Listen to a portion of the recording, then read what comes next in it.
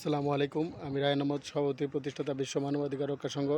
আজকে আপনাদের সামনে জলবায়ু পরিবর্তন, দারিদ্র্য দূরীকরণ, নিরক্ষরতা দূরীকরণ, নারী প্রতি যৌন সহিংসতা প্রতিরোধ, মানুষের মৌলিক মানবাধিকার নিশ্চিত করা, মানুষের অধিকার প্রতিষ্ঠা করা এবং রাশিয়া ইউক্রেন যুদ্ধ বন্ধ করার জন্য আহ্বান জানাই এবং ফিলিস্তিন ইসরায়েল যুদ্ধ বন্ধ করার জন্য আহ্বান জানাই, আজারবাইজান আর্মেনিয়া যুদ্ধ বন্ধ করার জন্য আহ্বান জানাই, মানুষের মৌলিক মানবাধিকার নিশ্চিত করার জন্য কাজ চালিয়ে যাব।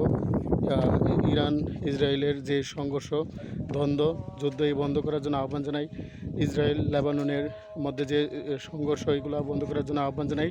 আমেরিকার মধ্যে যেই ঘূর্ণিঝড় হয়েছে, এই ঘূর্ণিঝড় মোকাবেলা করার জন্য আমাদেরকে ঐক্যবদ্ধভাবে কাজ করতে হবে। মানুষের যে মৌলিক মানবাধিকার, এই মৌলিক মানবাধিকার নিশ্চিত করার জন্য আমাদেরকে ঐক্যবদ্ধভাবে কাজ করতে হবে। বিশ্বের সকল মানুষ, সকল প্রাণী, সকল জীব এর মৌলিক মানবাধিকার নিশ্চিত করার জন্য কাজ চালিয়ে যাব।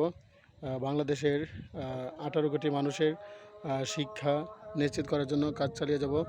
ইন্ডিয়ার 145 কোটি মানুষের মৌলিক মানবাধিকার নিশ্চিত করার জন্য কাজ চালিয়ে যাব।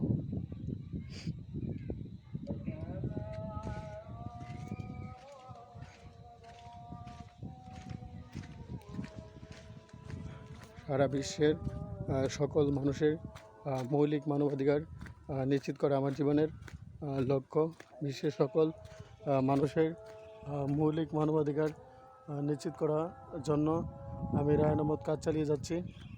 হজরত মোহাম্মদ ইসলাম, হজরত আদম আলাইহিস সালাম, হজরত ঈসা আলাইহিস সালাম, হজরত মুসা আলাইহিস সালাম, হজরত হুদ আলাইহিস সালাম, হজরত লূত আলাইহিস সালাম, হজরত সালেহ আলাইহিস সালাম, হজরত ইসমাইল আলাইহিস সালাম, হজরত ইসহাক আলাইহিস সালাম, হজরত আইয়ুব আলাইহিস সালাম, হজরত শোয়েব আলাইহিস সালাম, হজরত জাকারিয়া আলাইহিস সালাম সহ যারা মানুষের মুক্তির জন্য কাজ করেছে, তাদের পদাঙ্ক অনুসরণ করে আমি কাজ চালিয়ে যাব।